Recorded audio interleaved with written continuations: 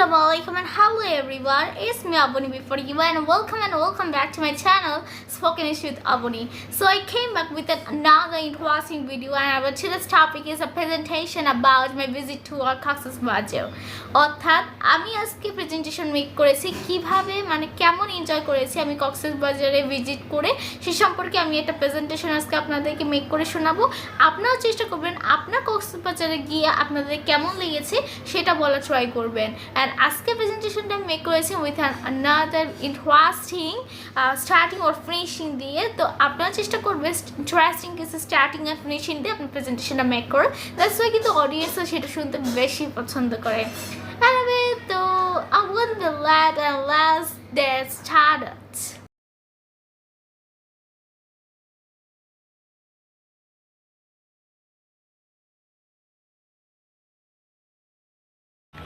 Hello and Assalamualaikum guys, this is Aboni once again before you.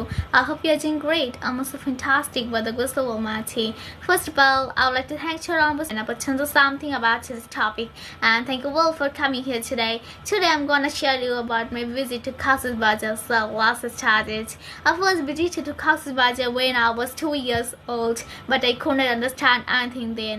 Then when I was 45 years old, I understood a little bit.